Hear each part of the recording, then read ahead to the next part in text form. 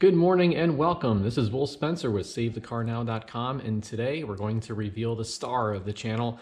It is finally the first wonderful, beautiful day of spring. Behind me is something that I've had for about 3 years. They have the coupe version and a spider version, and I got the spider because I had an Elise, and I wanted to have something as close to that as I could, but because they quit importing the Elise into the United States, there wasn't that option. So instead, I went with what I believe is the next best thing. All right, so let's get this thing uncovered. Let's get the battery tender off. Let's start it up and show you what I'm talking about.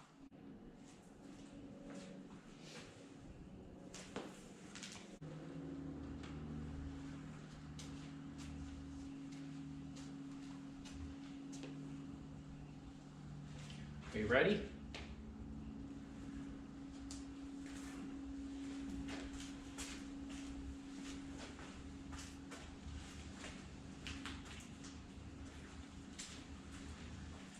That's right, this is my 2015 Alfa Romeo 4C Spider. For those of you that don't know, this car has a 1.75 liter turbo 4-cylinder with 237 horsepower, and it's carbon fiber monocoque with aluminum subframes in the front and the back.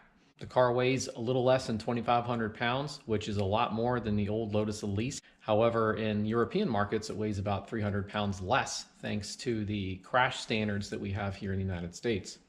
All right, so here's a little walk around. We'll do a better one when we're outside.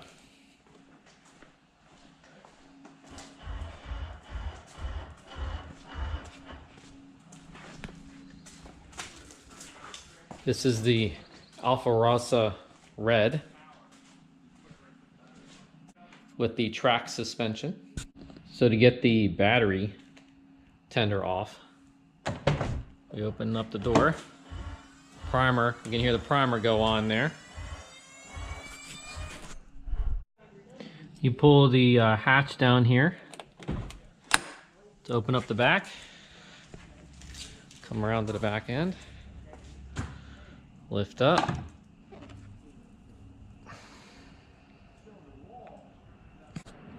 In case you haven't seen it, here is the engine, or at least what you can see of it. 1.75 liter turbo 4-cylinder. You can see the carbon fiber monocoque there.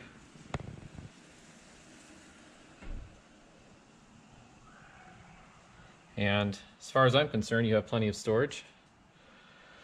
If you need more room than that, you're bringing too much stuff with you. They do give you a bag. This is for the roof, which rolls off, which we will have off at some point. It also gives you this handy dandy charger. They've got this nice channel to run your cord down to your battery here. All right, well, this is gonna end up being an interesting video now because I went to go start the car and all of these errors came up. So instead of anything happening, I got every error the car could think of to throw at me.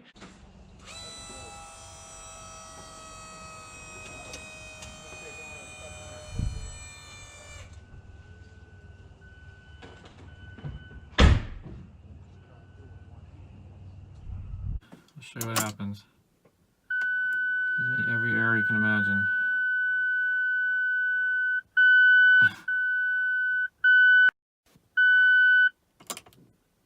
Turn the key. Nothing. It just gives me like every error you could possibly imagine. Now the key won't even turn.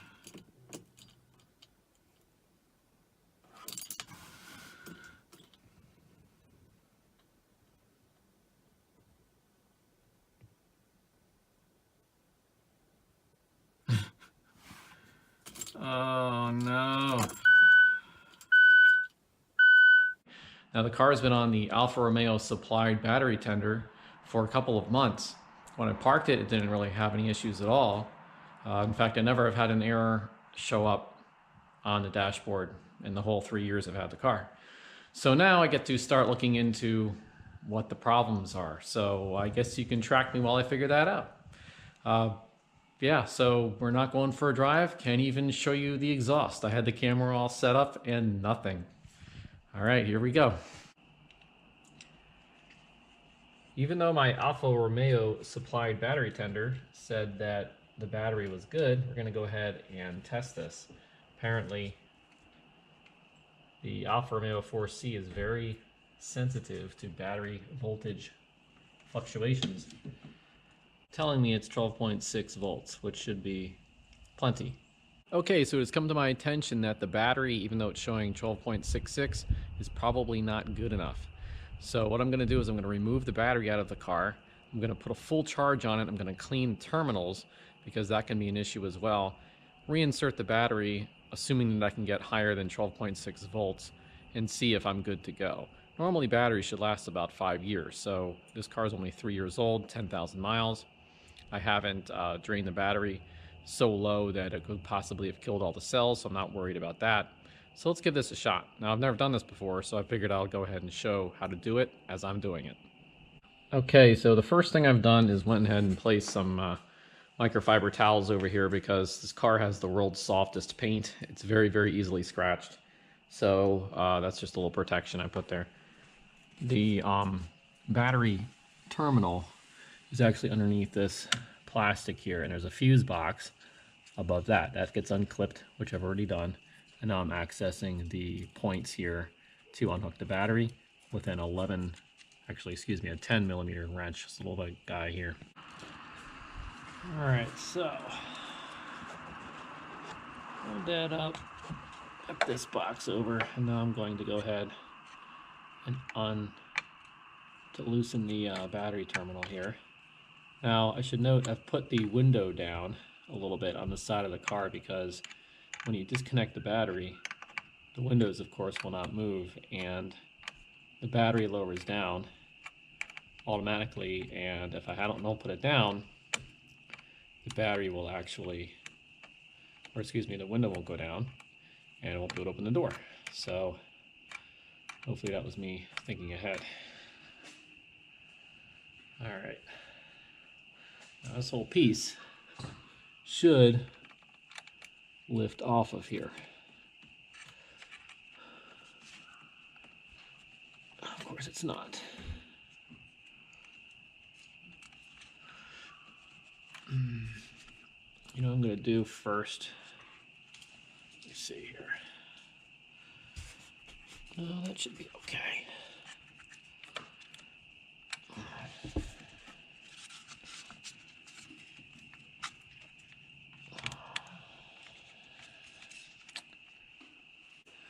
Now, for obvious reasons, I don't like using large metal things in here because now this is going to be have a positive voltage going to it, but I need to do something to sort of loosen this up.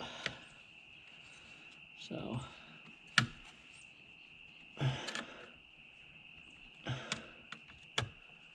there we go. There we go. Okay, so that is off.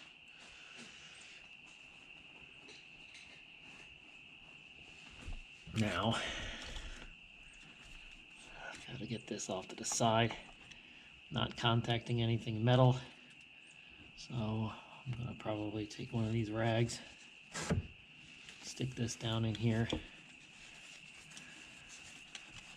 like that, so it can't contact anything. All right, that should be okay. Now, I'm going to try to get the other side. Alright, so what I found, I don't know how well you can see it down in there, but there's a little bolt that holds down both the, it's right there, holds down both the strap here as well as the battery tie down itself. So I'm going to go ahead and unbolt that.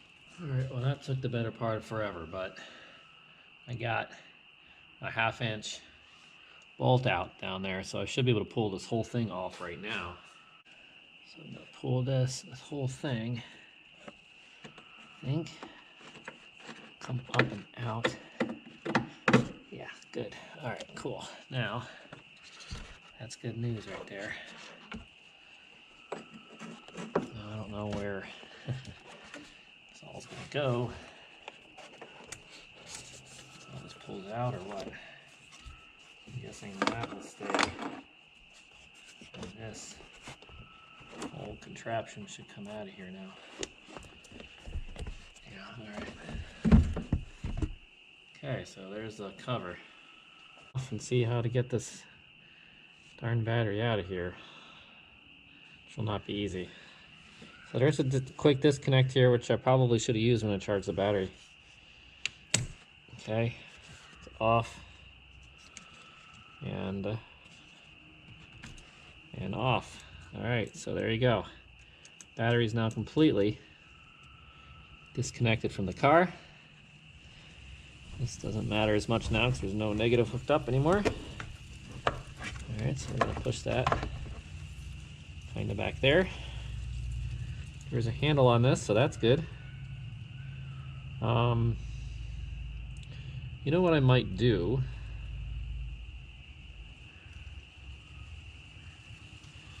Because I want to see how this battery goes with its charging, I may leave this open like this and charge it while it's still sitting here, because I'm worried about damaging the car pulling it out. It's really not going to be fun because it's about 35 pounds and you have to lean over the edge here to be able to put it in or take it out. Okay, but we've got easier access now, so if I do need to pull the whole thing out, I can do that.